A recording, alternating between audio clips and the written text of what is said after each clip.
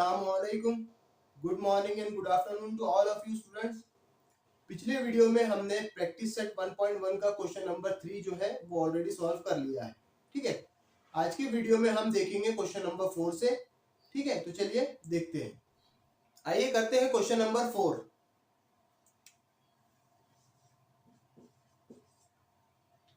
Question number 4 मैं read कर लेता हूं, फिर हम सॉल्व करेंगे। On a number line points A, B and C are such that DAC is equals to 10, DCB is equals to 8, then find DAB considering all possibilities। ठीक है, जो भी पॉसिबिलिटीज होंगी, जितनी भी पॉसिबिलिटीज होंगी वो कंसिडर करके हमको DAB की वैल्यू को फाइंड आउट करना है। चलिए देखते हैं। पहले मैं गिवन लिख लेता हूं। वी हैव, क्या है हमारे पास में, DAC की वैल्यू दी है, DAC is equals to 10 and DCB is equals to 8। ठीक है, ये हमको दिया है और हमको फाइंड आउट करना है DAB।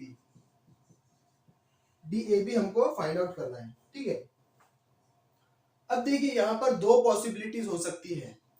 या तो पॉइंट C A और B के बीच में हो सकता है, बिटवीन में हो सकता है, या तो पॉइंट B जो है वो A एंड C के बिटवीन में हो सकता है।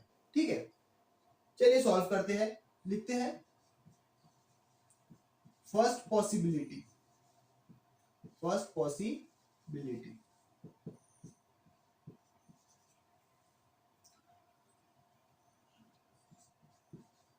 The points A, B, C such that A, C, B। देखिए ये फर्स्ट पॉसिबिलिटी है। इसका मतलब ये है कि पॉइंट C जो है वो point A and point B के बीच में है। मैं इसका डायग्राम बना लूं। ठीक है, A, C, B। ठीक है, इस तरह से। चलिए ऑलरेडी हमारे पास में ये है, हमको AB की वैल्यू को यहाँ पर फाइंड आउट करना है। देखेंगे कैसे करेंगे। नाउ DAC, ठीक है, अब यहाँ पर देखिए AC जो है सबसे बड़ा डिस्टेंस है, इसके बाद में जो है 8 है। अब हमको AB निकालना है। अब देखिए AB हम किस तरह से निकालेंगे, AB is equal to this term plus this term. ठीक है, मतलब AB जो है पूरा डिस्टेंस हुआ इन दोनों को मिलाकर, इन दोनों के एडिशन से। Therefore distance AB is equal to distance AC plus distance CB बोलो या फिर BC बोलो। ठीक है, which is equal to DAC की वैल्यू कितनी है, 10 वैल्यू है, प्लस CB की कितनी है, 8 है। ठीक है, तो ये कितनी हो गई, 18। Therefore DAB is equal to 18। ठीक है, ये फर्स्ट कंडीशन में एक वैल्यू कितनी आई, AB की 18 आई। ठीक है, अब सेकंड कंडीशन पर चलेंगे।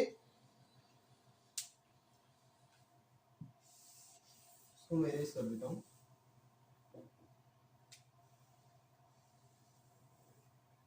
ठीक है, यहां पर लिखेंगे second possibility.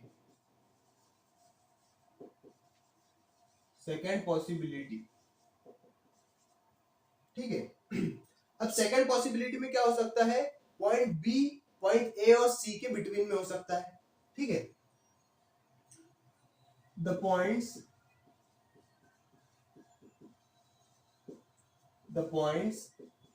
A, B, C such that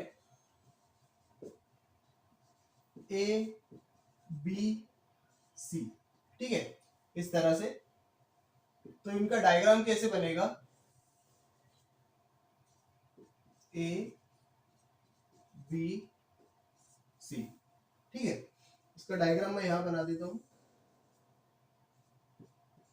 A, C, B।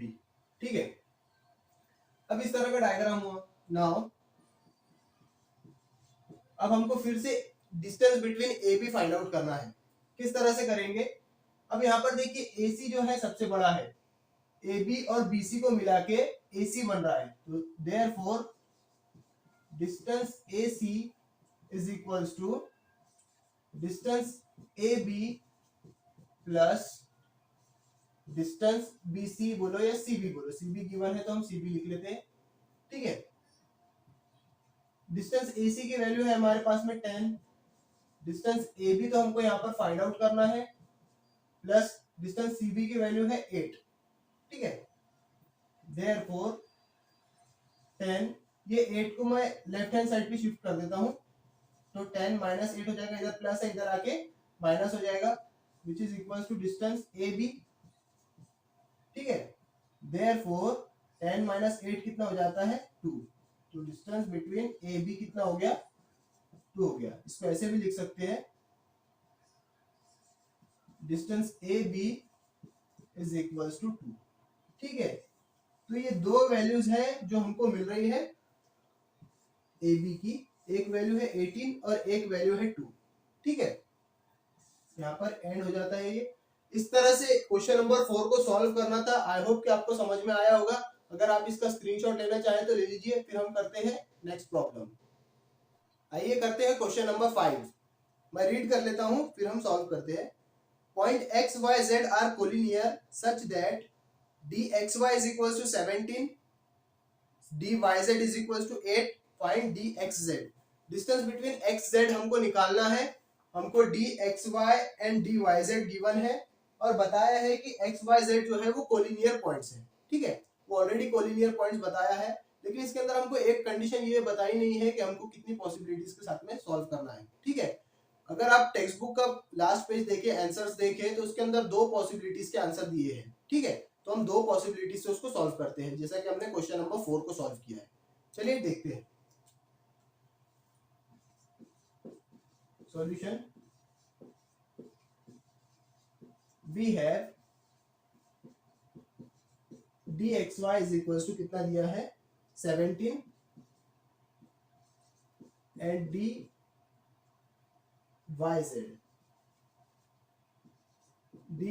दिया है हमको 8, ठीक है।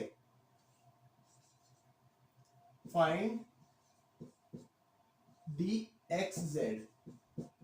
dxz हमको फाइंड आउट करना है, ठीक है।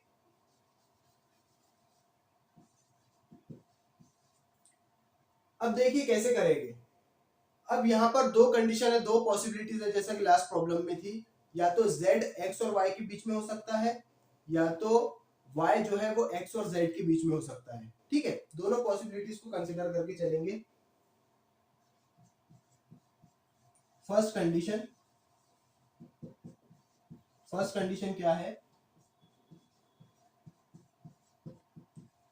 The points x y z are such that x y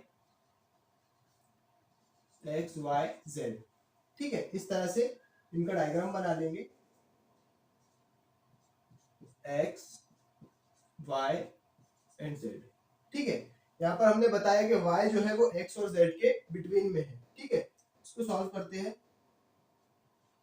therefore अब देखिए एक्स जेड हमको लेना है, ठीक है। Distance between X Z is equals to X Y plus Y Z, ठीक है। X Y plus distance Y Z, ये वैल्यू तो हमको फाइंड आउट करनी है, लेकिन एक्स वाई हमारे पास में है, कितना है 17 है, प्लस वाई जेड कितना है 8 है, ठीक है। कितना हो गया ये 25 हो गया, ठीक है। Therefore distance between X Z कितना हो गया 25 हो गया, ठीक है। एक्स वाई कितना है, एक्स वाई है 17, वाई जेड कितना है 8 है, ठीक है। इस तरह की कंडीशन हमको दी है। ये हो गया आपकी फर्स्ट कंडीशन, ये एक आंसर आ गया। अब हम करते हैं कंडीशन नंबर 2, ठीक है। लिखिए यहाँ पे सेकंड कंडीशन। सेकंड कंडीशन में क्या है, the points x y z are such that x z y। ठीक है, इसका मतलब पॉइंट z जो है वो x और y के बीच में है। ठीक है, x z y। ठीक है, इस तरह से। Therefore अब हमको यहाँ पर भी एक्स जेड फाइंड आउट करना है। ठीक है, लेकिन पूरा डिस्टेंस कितना है, एक्स वाई है।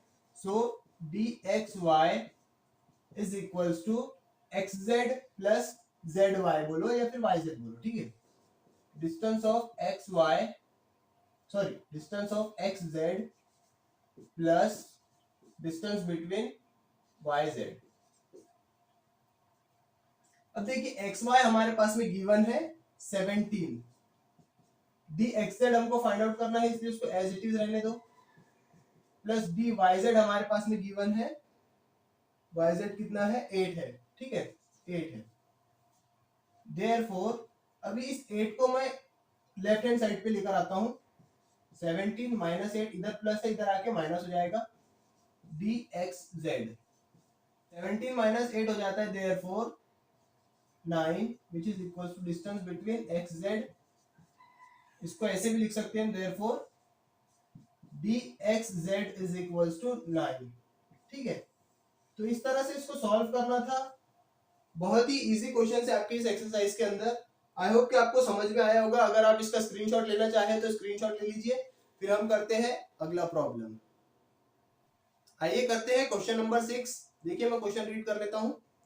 Sketch proper figure and right the answers of the following questions. ठीक है, इसके अंदर हमको डायग्राम जो है बनाना है, जैसे कि हम नंबर लाइन बना रहे थे उसी तरह से इसके अंदर डायग्राम भी बनाना है, और जो लेंथ हमको फाइंड आउट करने के लिए पूछा गया है उसकी लेंथ भी फाइंड आउट करनी है। ठीक है, चलिए देखते हैं क्वेश्चन नंबर 6 फर्स्ट। ठीक है, क्या गिवन है, सॉल्यूशन करते हैं। गिवन में क्या दिया है, ABC दिया है। ठीक है, यानी कि ये पॉइंट्स ऑलरेडी कोलिनियर हमको बताया हुआ है, और इस हिसाब से हमारा जो डायग्राम बनेगा वो कुछ इस तरह से बनेगा,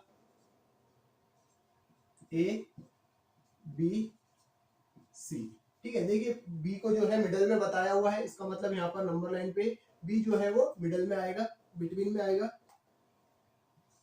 लेंथ AC हमको गिवन है 11। ठीक है, लेंथ BC हमको गिवन है 6.5। लेंथ AB हमको यहाँ पर फाइंड आउट करना है। ठीक है, लेंथ AB हमको यहाँ पे फाइंड आउट करना है। किस तरह से करेंगे, देखिए ये टोटल जो है AC दो पार्ट्स को मिला के बन रहा है AB प्लस BC। ठीक है, now distance AC is equals to distance AB plus distance BC।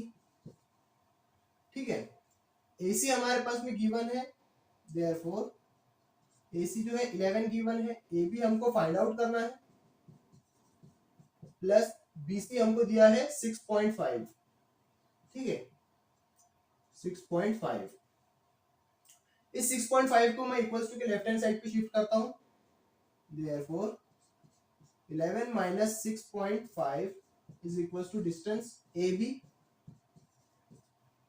ठीक है, 11 माइनस 6.5 कितना हो जाता है, 4.5 is equals to distance AB। ठीक है, इसको ऐसे भी लिख सकते हैं आप, distance AB is equals to 4.5। ठीक है, ये आपका आंसर है। इस तरह से सॉल्व करना था, बहुत ही इजी है। आई होप कि आपको ये क्वेश्चन समझ में आया होगा। आइए करते हैं क्वेश्चन नंबर 6 का क्वेश्चन नंबर 2। गिवन क्या दिया है, RST 3 पॉइंट्स दिए हैं कोलिनियर, RST। ठीक है, ऑलरेडी कोलिनियर बताए हैं, तो इनका डायग्राम किस तरह से बनेगा, RST। ठीक है, इस तरह से इनका डायग्राम बनेगा, प्रॉपर स्केच हो जाएगा। अब हमारे पास में और क्या गिवन है, लेंथ एस टी दिया हुआ है 3.7, लेंथ ऑफ आर एस दिया है 2.5, ठीक है 2.5 दिया है। हमको निकालना है लेंथ आर टी, ठीक है हमको निकालना है लेंथ आर टी। अब देखिए आर टी जो है ये टोटल लेंथ है, तो ये किसका ऐसा हो जाएगा, R S plus S T, ठीक है। Now distance of R T is equals to distance R S plus distance S T, ठीक है। अब देखिए आर एस हमको गिवन है 2.5, ठीक है, तो 2.5 प्लस एस टी हमको गिवन है 3.7 गिवन है, ठीक है।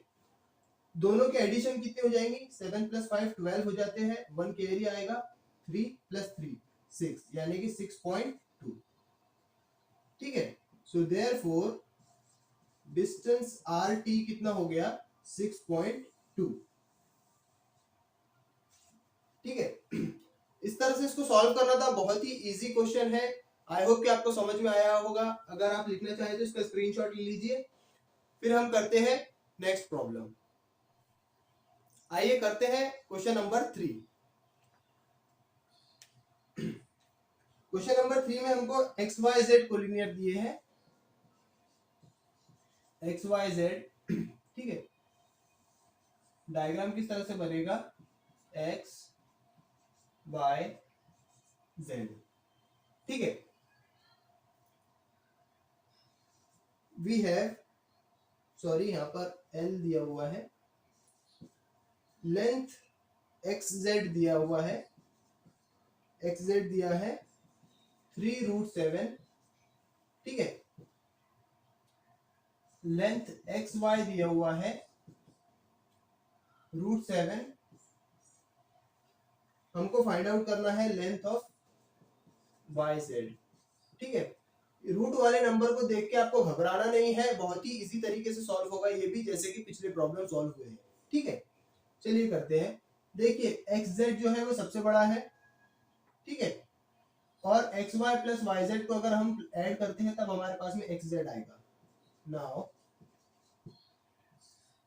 Length of X Z is equals to length of X Y plus length of Y Z, ठीक है। देखिए हमारे पास में एक्स जेड गिवन है, सो देयरफॉर एक्स जेड की जगह पर हम रख देंगे 3√7। लेंथ एक्स वाई जो है वो हमको गिवन है, ये कितना है √7 प्लस ये वैल्यू तो हमको फाइंड आउट करनी है Y Z, already as it is उसको रखना है। अब इस √7 को मैं लेफ्ट हैंड साइड पे शिफ्ट कर देता हूँ, therefore 3√7 minus √7 is equals to length of Y Z, ठीक है। अब देखिए ये 3√7 है और ये √7 है, ये √7 को हम 1√7 भी बोल सकते हैं। 3√7 माइनस 1√7, रूट के आगे कुछ भी नहीं है, इसका मतलब क्या है वहां पर 1 है, तो 3√7 में से 1√7 जाएंगे तो कितने बचेंगे, देयरफॉर यहाँ पे बचेगा 2√7, ठीक है। 3 माइनस 1 2 और √7 जो है वो एज इट इज ही रहेगा लेंथ ऑफ वाई जेड, ठीक है। Therefore length of Y Z is equals to 2√7, ठीक है। इस तरह से इसको सॉल्व करना था, बहुत ही इजी क्वेश्चन है। आई होप कि आपको समझ में आया होगा, ठीक है। आप चाहे तो इसका स्क्रीनशॉट ले लीजिए। फिर हम करते हैं लास्ट प्रॉब्लम। आइए करते हैं इस एक्सरसाइज का लास्ट प्रॉब्लम, क्वेश्चन नंबर 7। देखिए क्वेश्चन नंबर 7 में क्या गिवन है, which figure is formed by 3 non collinear points. यहाँ पे हमको सिर्फ बताना है कि अगर 3 नॉन कोलिनियर पॉइंट्स है तो उन पॉइंट से कौन सा फिगर बनेगा, ठीक है। चलिए देखते हैं कैसे।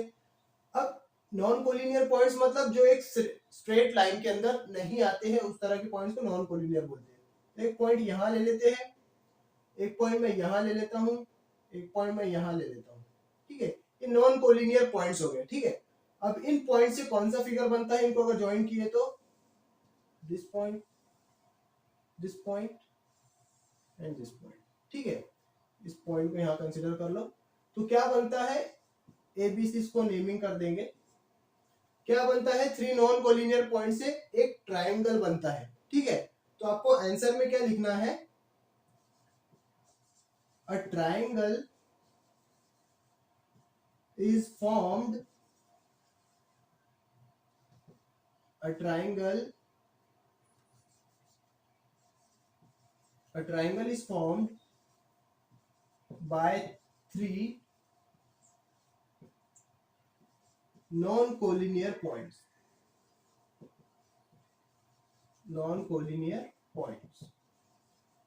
ठीक है, a triangle is formed by three non collinear points. तीन नॉन कोलिनियर पॉइंट से क्या कौन सा फिगर बनता है, एक ट्राइंगल बनता है। ठीक है, चाहे आप पॉइंट कैसे भी ले लो, यहाँ ले लो, यहाँ ले लो, यहाँ ले लो, तो ये भी क्या बनता है, एक ट्राइंगल बनता है। ठीक है, इस तरह से। तो थ्री, कोई भी किसी भी तरह के थ्री नॉन कोलिनियर पॉइंट से हमेशा एक ट्राइंगल ही बनेगा। ठीक है, आई होप कि आपको समझ में आया होगा। अगर आप लिखना चाहे तो इसका स्क्रीनशॉट ले लीजिए। सो स्टूडेंट्स, आज के वीडियो में इतना ही। नेक्स्ट वीडियो में हम देखेंगे प्रैक्टिस सेट 2.1.2 के बेसिक्स। ठीक है, तब तक के लिए हैव अ नाइस डे।